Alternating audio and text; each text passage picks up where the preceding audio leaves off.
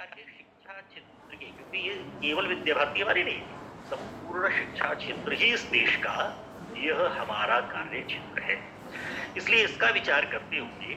हमारी गतिविधियों की हाईलाइट देखिए, के साथ साथ यह भी देखना चाहिए कि विद्या भारती का जो विचार है, जो एनईपी के माध्यम से अपने को लगता है कि ये राष्ट्रीय शिक्षा प्रणाली है और हम उसको अच्छा मान रहे हैं, अच्छी है भी,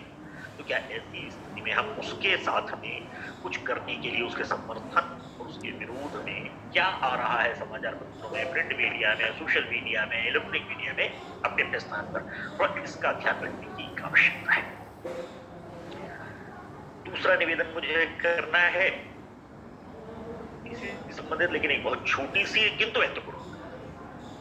माई एनईपी की प्रतिस्पर्धा के कारण एक बड़ी संख्या जुड़ी। मेरे ख्याल से जितेंद्र जी या किन्हीं बंधु ने कहा ये संख्या कितनी थी हम नहीं बता सकते, मुझे नहीं लगता कि इसकी बहुत आवश्यकता भी है, आंकड़े ही हम इकट्ठे करें, इसकी आवश्यकता बहुत यहाँ नहीं है। परंतु मेरा निवेदन इतना अवश्य है कि वहां पर जो संख्या जुड़ी थी माई एनईपी पोर्टल पर, क्या उस संख्या को मेंटेन करना, इसके लिए हमारा कोई प्रयास होना चाहिए। स्वाभाविक रूप से इस माई एनईपी की प्रतिस्पर्धा के कारण समाज का, विशेषकर शिक्षा क्षेत्र का एक बहुत बड़ा वर्ग था जो हमारे साथ वैचारिक रूप से जुड़ा या जुड़ा नहीं तो भी कम से कम हमारे प्रति उनकी जिज्ञासा जगा, हमारे बारे में, विद्या भारती के बारे में वे जानना चाहते हैं। मेरा निवेदन है कि ऐसे लोगों के लिए क्या हम, जैसे मैंने एक सुझाव दिया बीच में कि हमारी साइट को एक नियमित अंतराल पर अपडेट करने की हमारी योजना यदि होगी, हम उस पर अगर ध्यान करेंगे, सप्ताह का कोई एक दिन तय कर लीजिए,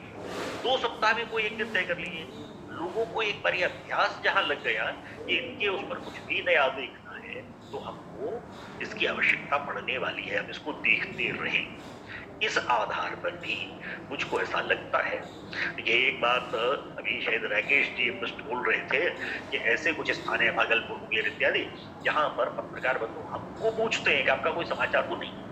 मैं अपना एक व्यक्तिगत अनुभव बताऊं, नेशनल मीडिया यानी विशेषकर जो राष्ट्रीय स्तर के चैनल्स हैं, इनके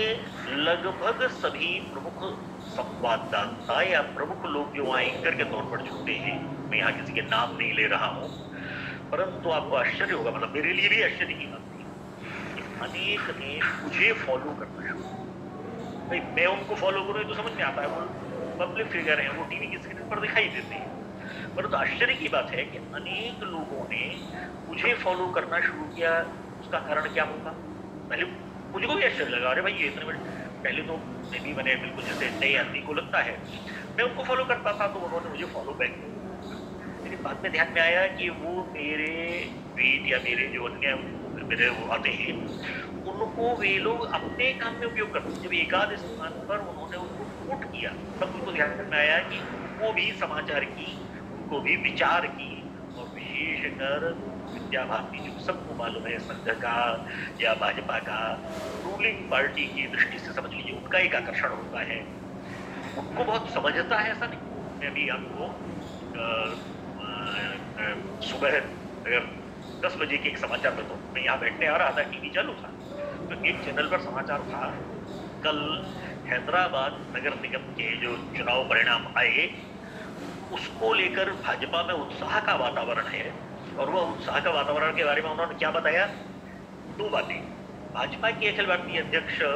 जेपी नड्डा, चूंकि 2021 में उत्तराखंड में चुनाव है इसलिए वे कल हरिद्वार पहुंच गए हैं, गंगा आरती में सम्मिलित हुए थे, और वहां से वो वहां चुनाव प्रचार का प्रारंभ करेंगे।